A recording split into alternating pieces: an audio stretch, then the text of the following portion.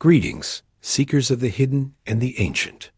Welcome to Ancient Chronicles AI, where forgotten worlds and sacred mysteries come alive. Today, we open the gate to explore the demon Pazuzu and Mesopotamian plagues, a journey into realms just beyond ordinary sight. Prepare your mind, steady your spirit, and step with me into the unknown.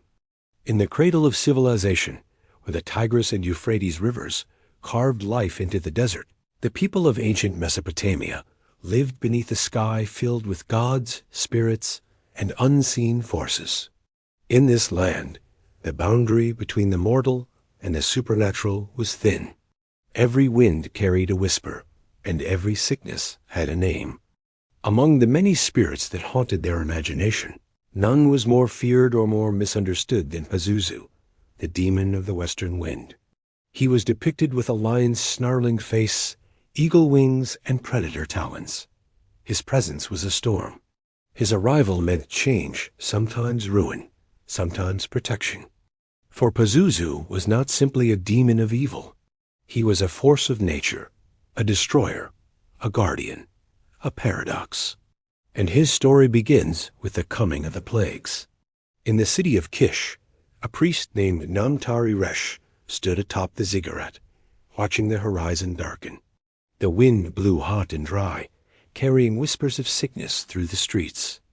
The elders spoke of a time when this west wind brought a plague so fierce that entire villages fell silent. They believed the wind was a spirit, a presence with a name, Pazuzu. Namtar-Resh entered the temple and read from ancient clay tablets. When the west wind rises, when fever walks the streets, call upon the one who commands the wind. A fellow priest whispered, "You mean to summon Pazuzu?" Namtar-Resh nodded. "We do not summon him. We acknowledge him. We ask him to turn his face away." For in Mesopotamian belief, even the darkest spirits could be bargained with. The plague began quietly. A child fell ill with fever, then another, then a dozen more. The sickness spread faster than any remedy. Dust storms blotted out the sun, crops withered, and wells dried up. The people whispered, "Pazuzu walks among us." Namtar-Resh knew the signs. The west wind wasn't just weather. It was a harbinger, a force that brought plagues not from malice, but from imbalance. So the priest prepared for a ritual older than the city itself. Deep within the temple vaults lay a small bronze statue of Pazuzu, its surface darkened by centuries. The priests recoiled. "Why do we keep such a thing?" one asked. Namtar-Resh answered softly, "Because even a storm can be turned." In Mesopotamian lore, Pazuzu was feared, but he was also invoked to protect against even worse forces, especially the demoness Lamashtu, who brought sickness to infants. Pazuzu was a destroyer, yes, but he was also a shield, a paradox in bronze.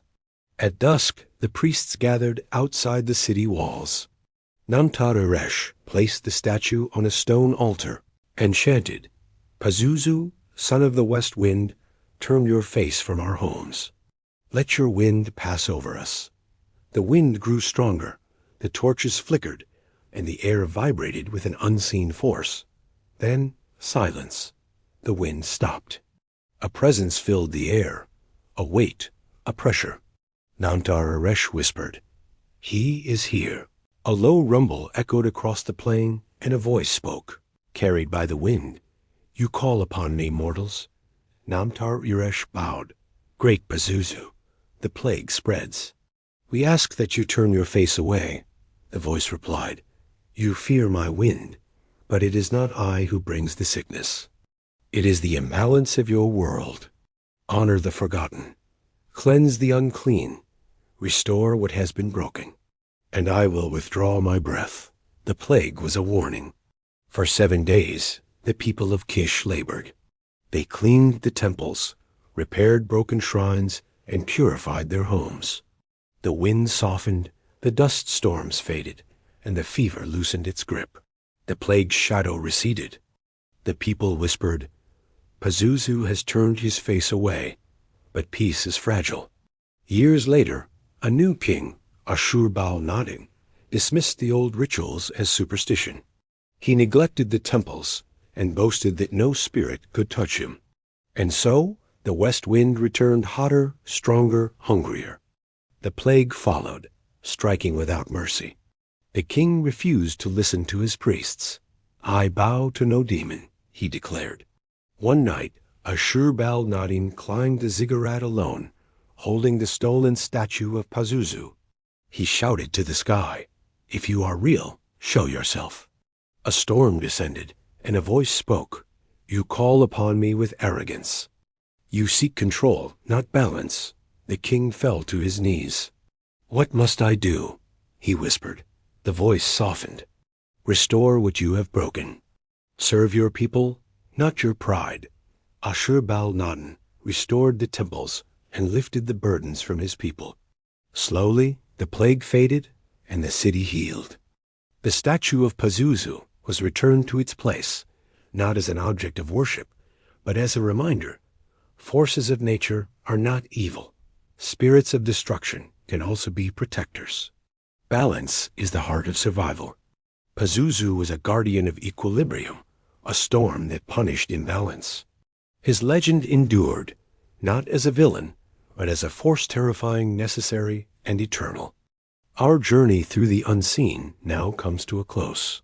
If this exploration stirred your curiosity, consider liking and subscribing to help this channel grow. Until our next passage beyond the veil, stay curious, stay aware, and take care.